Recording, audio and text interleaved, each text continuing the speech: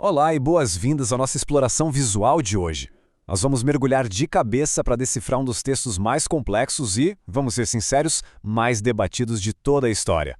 A gente vai focar na jornada épica e final de um grupo muito famoso, os 144.000. E olha, deixando de lado qualquer visão exclusiva de denominações, a nossa ideia aqui é ir direto na fonte, lá nos textos do Apocalipse. A gente vai entender como a narrativa original descreve esses indivíduos selados, atravessando todo aquele caos global e a ansiedade que muitos preveem para o ano de 2026. É uma jornada literária e espiritual absurdamente fascinante, com paralelos gigantescos para a nossa realidade atual. Vamos lá? Bom, para começar, a gente precisa falar sobre o grande mistério que sempre envolveu os 144.000. Qual é exatamente o destino deles? Durante séculos, as pessoas se perguntaram, será que eles vão ser tirados da Terra? Vão ser eliminados em grandes perseguições? Mas o que o material de origem propõe é algo completamente diferente. Deixando as especulações de lado, os textos descrevem esse grupo como um verdadeiro exército invencível de resistência espiritual. Eles estão ali, totalmente preparados para bater de frente, com muita bravura com o cenário hostil que está por vir. Seção 1. O Sistema Hostil de 2026. O contraste que as fontes nos apresentam aqui é de verdade de explodir a cabeça.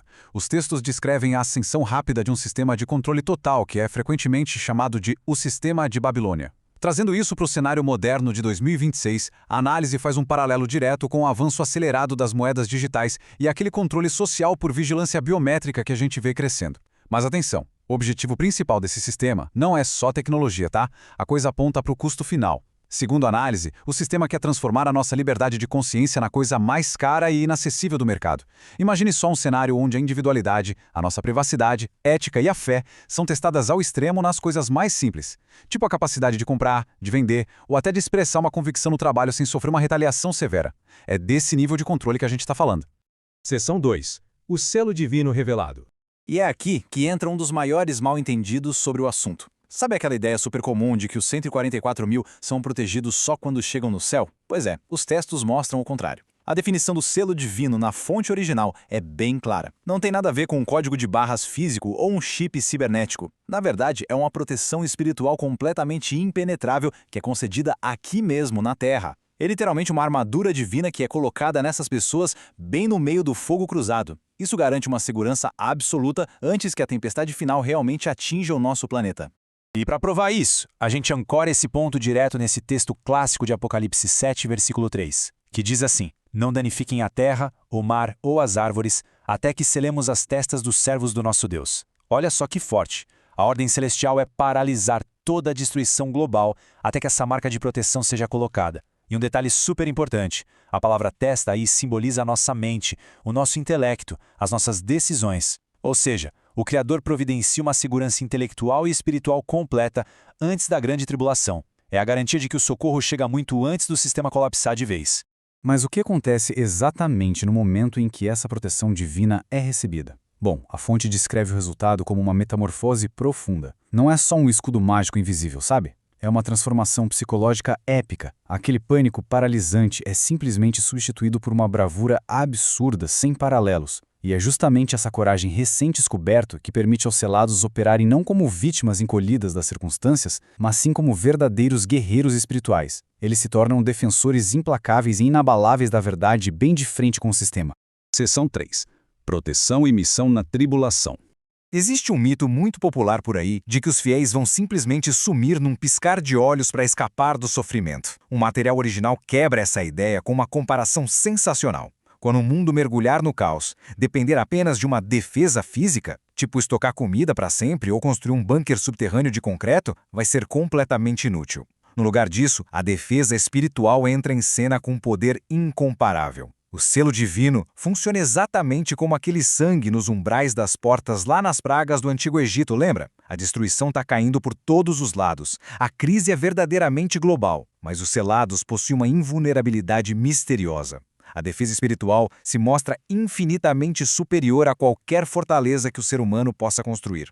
Agora, preste atenção nisso. Essa invulnerabilidade não é dada para que eles fiquem quietinhos e escondidos. Nada disso. A narrativa dá a eles uma missão heróica e extremamente ativa. Primeiro, eles vão servir como uma espécie de arca de Noé espiritual, dando direção e abrigo emocional num mar de desespero. Segundo, eles vão atuar como embaixadores do reino. Justamente na hora em que as instituições falharem e a sociedade entrar em colapso, são eles que vão manter a ordem moral e a compaixão lá no alto. E em terceiro lugar, como diz Apocalipse 14, versículo 3, eles cantam um cântico novo.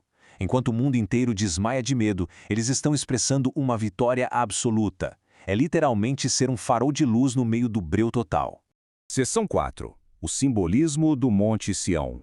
Avançando um pouco, o texto nos leva para depois da tempestade, mostrando uma visão triunfante em Apocalipse 14, versículo 1. Diz assim: Então olhei e diante de mim estava o Cordeiro em pé no Monte Sião, e com ele 144.000. A análise aponta direto para o líder incontestável, o Cordeiro, de pé no Monte Sião. E juntinho com ele, os 144.000 que atravessaram as chamas intactos. É esse versículo que âncora toda a importância teológica e acadêmica do destino final de quem não abaixou a cabeça para o sistema. Para entender o tamanho do papel deles no universo, a gente precisa olhar para o Monte Sião. Na nossa análise de hoje, ele não é só um lugar geográfico antigo, não.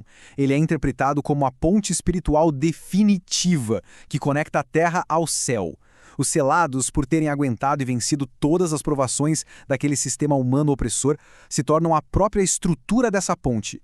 A grande sacada aqui é que eles não estão apenas sendo resgatados de uma tragédia terrível. Eles estão sendo levados a um papel de honra altíssimo, governando como companheiros de elite da liderança divina. É de arrepiar.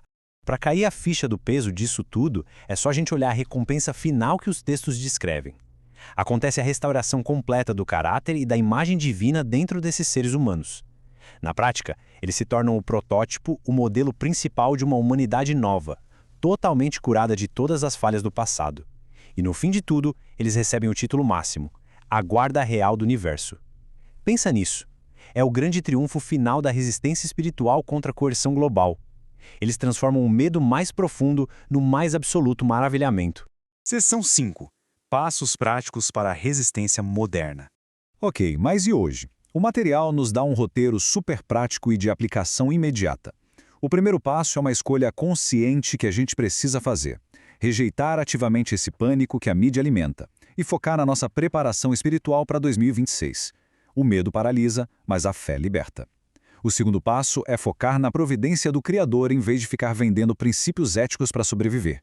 Por exemplo, recusando-se a ceder à corrupção, a sistemas de controle injustos ou ao desespero só para ter uma falsa sensação de segurança financeira. E o terceiro passo, assumir hoje a identidade de um defensor da verdade, manter a integridade inabalável no dia a dia, mesmo quando isso custar popularidade. Esses são passos claríssimos para a gente elevar a nossa postura agora mesmo, e não ficar só esperando um resgate mágico cair do céu. Então, para amarrar a nossa exploração visual de hoje, o ponto crucial é este. O foco principal de toda essa narrativa não deve ser tentar adivinhar a identidade biológica ou a religião exata desses 144.000. O verdadeiro X da questão está no nosso livre-arbítrio diante da crise iminente. O convite escondido nas entrelinhas dos textos é para que a gente escolha o selo da coragem e da integridade em vez de abaixar a cabeça para o controle e para o pânico cego. É uma mudança de chave vital que troca o medo crônico do futuro pela certeza inabalável de um propósito muito, muito maior. E olha, essa é uma reflexão poderosa para compartilhar com qualquer pessoa que esteja ansiosa com o mundo moderno, viu? Afinal de contas, quando os ventos da mudança batem forte, escolher a verdade continua sendo a nossa maior e melhor armadura. Muito obrigado por acompanhar essa análise conosco